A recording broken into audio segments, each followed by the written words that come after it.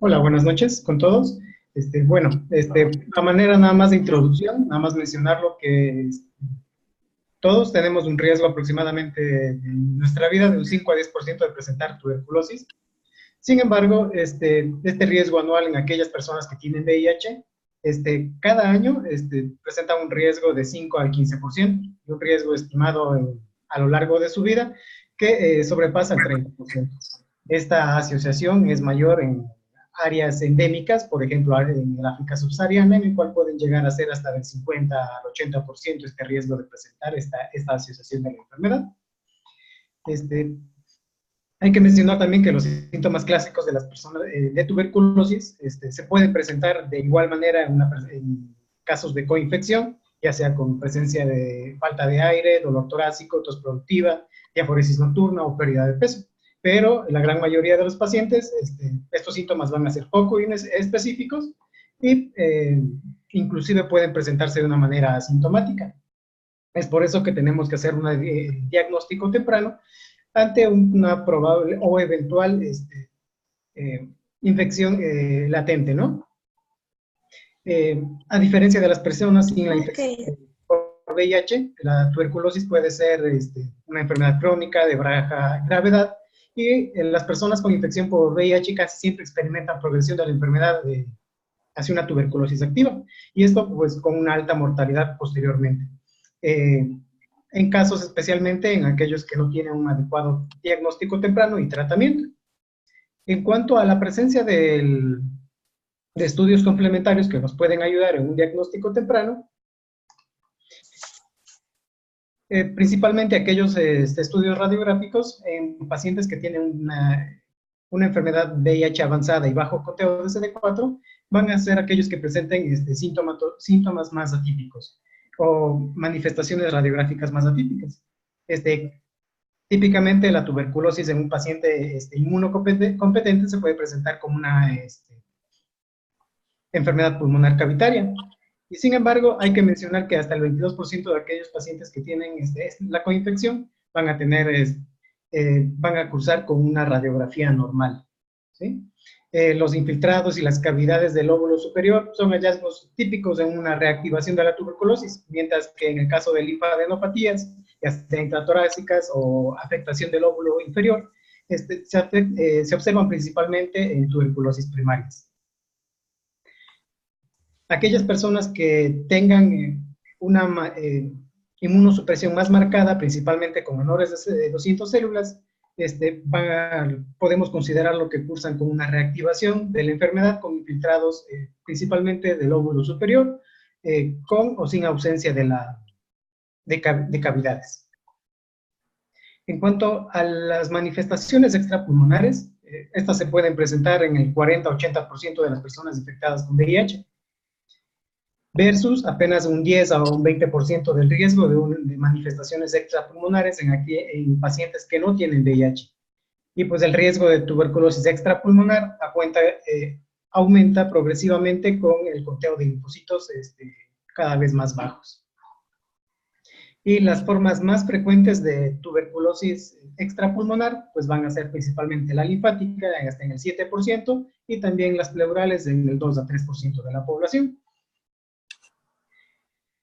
Una vez que he hablado de esto, me gustaría también que abordemos las pruebas diagnósticas que nos pueden ayudar en el diagnóstico temprano y oportuno de pacientes que tienen tuberculosis. ¿Están de acuerdo?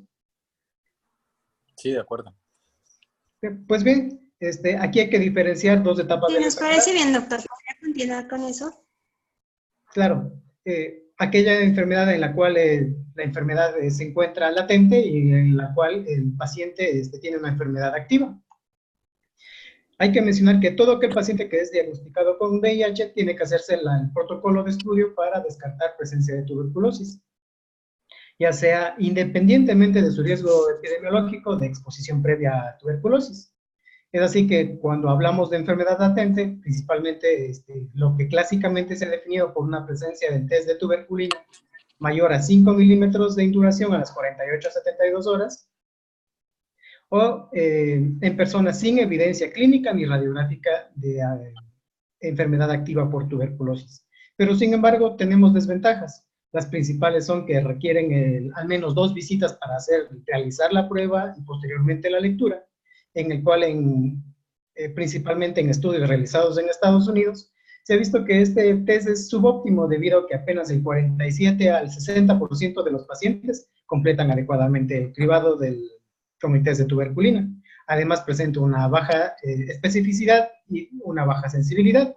Esto debido a una exposición previa a la vacuna de BCG y en aquellos pacientes también que presentan un inmunocompromiso avanzado. Lo señala la bibliografía menor a 200 CD4.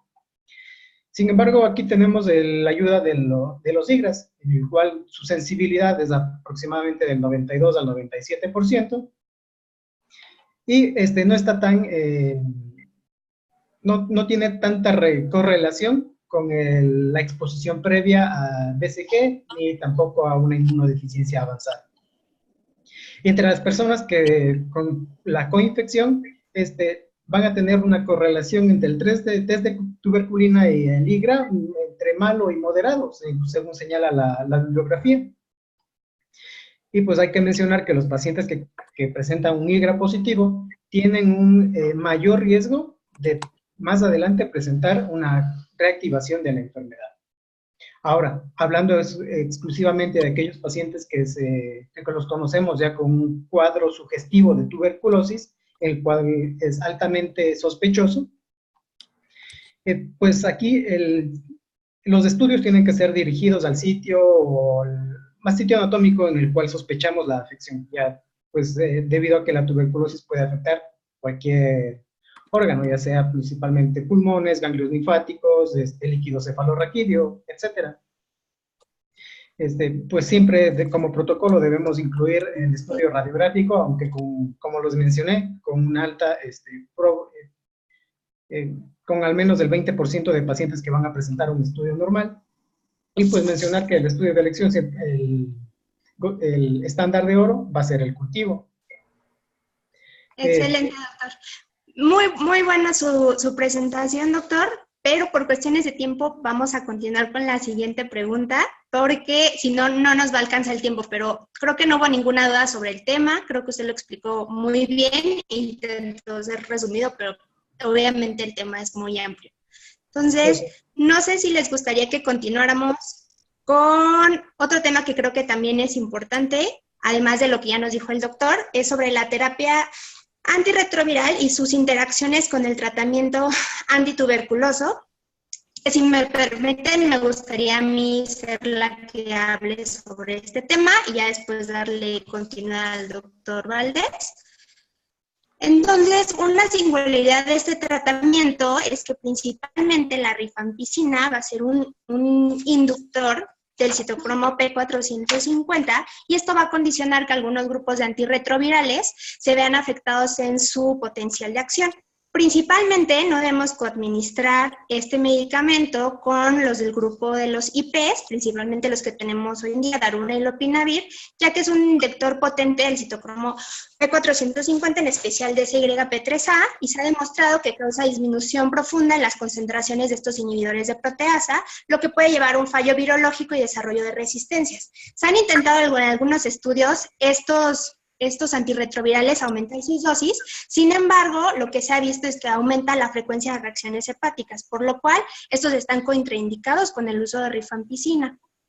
Hay otra interacción con otros inhibidores de integrasa, por ejemplo, que sería con el dolutegravir y el raltegravir. Principalmente, la administración conjunta disminuye sus concentraciones máximas en el dolutegravir por UGT1A1 y CYP3A, y entonces, en estos casos, sí se puede aumentar la dosis del antirretroviral de 50 miligramos 2 veces al día, obviamente en pacientes que tengan ausencia de resistencia a esta clase de medicamentos. En cambio, con el raltegravir, igual se metaboliza principalmente a través de UGT1A y reduce sus niveles plasmáticos. En este caso, igual se puede aumentar o duplicar la dosis de raltegravir de 800 miligramos 2 veces al día, sin embargo, solo en esta dosificación. Si se intenta realizar raltegravir una vez al día con 1200, esta sí está contraindicada, ya que la rifampicina podría intervenir en un efecto más pronunciado sobre raltegravir y disminuir más sus concentraciones mínimas del medicamento. En el caso en especial de Victegravir, que es el nuevo inhibidor de integrasa que tenemos, la administración conjunta está contraindicada debido a que el efecto, el efecto que genera rifampicina sobre uno de los componentes, que sería Victegravir, disminuye en más de un 75% su concentración máxima debido a la inducción de CYP3A y UGT1A. Entonces, en este caso del grupo de integrasa, con este no se podría coadministrar.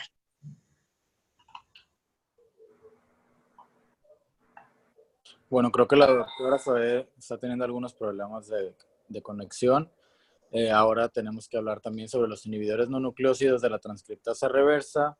Vamos a mencionar dos: efavirenz, que en contraste con su efecto con otros no nucleósidos, la rifampicina solo conduce a una reducción moderada en las concentraciones de efavirenz. No se recomienda ajustar la dosis cuando se administran efavirenz y rifampicina a dosis estándar, por lo que no hay ninguna contraindicación.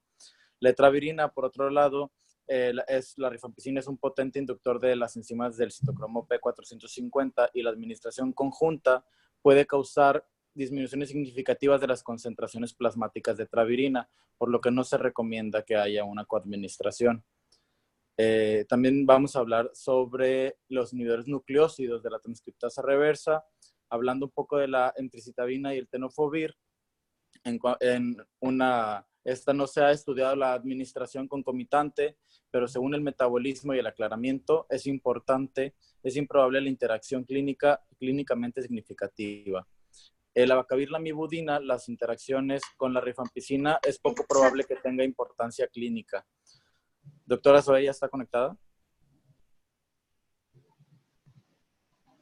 Ya, perdón, no sé, se fue el internet aquí. Bueno, pero bueno, entonces continuamos para no perder más el tiempo. Entonces el tratamiento... con los no nucleósidos y apoyé con los... Estoy ahorita con abacavir lamivudina. Ok. Nucleósidos, ¿no? No sé si tenga usted alguna opinión perfecto. sobre abacavir lamivudina. Entonces, bueno, ¿quiere que continúe? Sí, por favor. Sí, por supuesto. Bueno, en este caso, la interacción entre la lamivudina y rifampicina es poco probable, pero en cambio con abacavir sí tiene una pequeña disminución en las concentraciones, aunque es de un grado moderado y no requiere el ajuste de la dosis de este medicamento. Entonces, ya habiendo hablado de todos los grupos de antirretrovirales en general, podemos tener que tenemos ciertos tratamientos recomendados, ¿no? Podemos usar emtricitabina, tenofovir cada 24 horas o abacavir lamivudina cada 24 horas y como tercer componente podríamos usar efavirenz a la dosis habitual y dolutegravir sí tendremos que usar 50 miligramos cada 12 horas y de raltegravir subir la dosis a 800 miligramos cada 12 horas. No sé si ustedes tengan algún otro comentario sobre el tratamiento recomendado en estos pacientes y no para continuar con el siguiente tema. No, si quiere podemos continuar al siguiente tema, por favor. Bueno. Ningún comentario. Ok. No sé, doctor Valdés, si usted nos podría apoyar con la última pregunta. Sí, claro. Vamos a hablar sobre el tiempo óptimo para el inicio de la terapia antirretroviral en un paciente que vive con VIH y tiene tuberculosis activa, según sus cifras de CD4. Ahora, ¿cuándo iniciar el tratamiento antirretroviral en un paciente con tuberculosis? Esa es la primera pregunta que vamos a responder. Cuando el paciente tiene un conteo de CD4 menor a 50 células sobre microlitro, el tratamiento debe iniciarse cuanto antes, dentro de las primeras 2 semanas de haber iniciado el tratamiento para tuberculosis. Si el paciente tiene un conteo de CD4 mayor a 50 células, el tratamiento antirretroviral debe iniciarse dentro de las primeras 8 semanas posteriores de haber iniciado el tratamiento antifímico. Tuberculosis, meningia y VIH es un poquito recomendado que se inicie dentro de las primeras 8 semanas del tratamiento antifímico y no antes, porque puede desencadenar un síndrome de reconstitución inmune. Algunos de los obstáculos que pueden haber para que el paciente inicie el tratamiento antes de este tiempo o tener que prolongarlo un poco más es el conteo de tabletas que el paciente ya está tomando, que el paciente tenga incapacidad para tomar las tabletas o que no pueda tragarlas. El paciente que esté en un grado de desnutrición muy severo sería otro de las cuestiones que nos podían llevar a prolongar el tratamiento un poco más. ¿Qué estudios han evaluado ¿qué estudios nos han demostrado que cuándo es el momento óptimo para iniciar el tratamiento antirretroviral integrado en una terapia antituberculosa? Vamos a mencionar 2 de ellos. Uno de ellos es el estudio SAPID, que es el estudio que estudió es un estudio que se estudió donde los pacientes tenían el conteo de células CD4 menor a 500 y el riesgo de vida o de muerte no fue diferente entre los 2 brazos a estudiar en una terapia integrada. Sin embargo, aquellos que tenían un recuento menor a 50 células, el riesgo de SIDA o muerte sí fue menor entre aquellos que iniciaron el tratamiento dentro de las primeras 4 semanas de terapia antituberculosa, en comparación con los que lo iniciaron a las 8 y 12 semanas. Entre los pacientes con un recuento CD4 mayor a 50 células, las tasas del síndrome de reconstitución inmune fueron del 16% en el grupo de 4 semanas y de 7% en el grupo de 8 semanas, lo que nos habla de que hay aún mayor riesgo de desarrollar el síndrome de reconstitución inmune en un paciente que inicia el tratamiento en las primeras 4 semanas si el paciente tiene mayor a 50 CD4. El estudio de STRIDE, que es otro estudio que también valoró el tratamiento integrado, es un estudio que se hizo con 809 pacientes con tuberculosis confirmada o sospechada y un recuento de células CD4 menor a 250. Fueron asignados aleatoriamente el tratamiento antirretroviral, es decir, se inició antes de las 2 semanas, o eso fue el de tratamiento temprano, y también del tratamiento inmediato, y el tratamiento temprano se les inició de la semana 8 a la 12 después de haber iniciado el tratamiento antifímico, después de la terapia del tratamiento antifímico. El tratamiento antirretroviral inmediato redujo el riesgo de SIDA y de mortalidad entre los pacientes con un recuento CD4 menor a 50 células, aunque el SIRI se produjo con mayor frecuencia en estos pacientes, los que empezaron de forma inmediata, contra el 5% de los que empezaron de forma temprana, de los que empezaron en la semana 8 a 12. No se observaron diferencias en las tasas de SIDA o de mortalidad en aquellos pacientes con un recuento mayor a 50 células, mayores a 50 células CD4. La tabla que en ese momento se está proyectando nos muestra 3 estudios diferentes: el estudio Camellia, el estudio STRIDE y el estudio SAPID. Todos fueron en países distintos. El Camellia fue en Camboya, el STRIDE fue un estudio multinacional y el SAPID fue un estudio de Sudáfrica.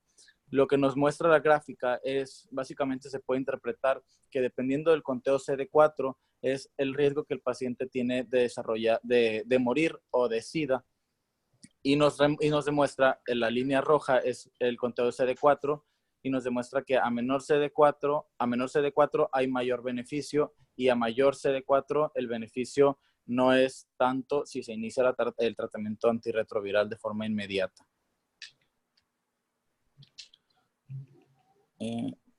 No sé si tengan algún comentario o les gustaría hacer algunas conclusiones. Igual muy interesante su parte proporcional. Sí, ya tenemos muy poquito tiempo, entonces no sé si cada uno quiere dar un comentario de 30 segundos, nada más para concluir, por favor. En conclusión, simplemente hacer siempre una valoración de los antirretrovirales que esté tomando contra los antifímicos para poder establecer un tratamiento altamente efectivo, evitar las interacciones, y de acuerdo a los estudios mostrados, si el paciente tiene entre menor cantidad de linfocitos TCD4 tenga, el paciente se recomienda que inicie el tratamiento antifímico dentro de las primeras 2 semanas, y si el paciente tiene un conteo mayor, se recomienda que inicie un tratamiento antifímico dentro de las primeras 8 o 12 semanas. Bueno, también me gustaría hacer un comentario Doctor Juan. Respecto a las pruebas de laboratorio. No tuve el tiempo para terminar. Nada más mencionar, el estudio de elección siempre va a ser el cultivo. Existen varios estudios complementarios que nos pueden ayudar, dependiendo lógicamente del sitio de afección. En el caso para el uso del VAR, siempre va a ser preferible entre los distintos medios para realizarlo, auramina, radamina, el cual nos va a dar una mayor sensibilidad. Y también tenemos la realización de amplificación de ácido nucleico, en el cual también podemos realizar estudios de resistencias a rifampicina, principalmente, en el cual nos puede ser muy útil para el tratamiento en caso de resistencias. Ok, gracias doctor por concluir.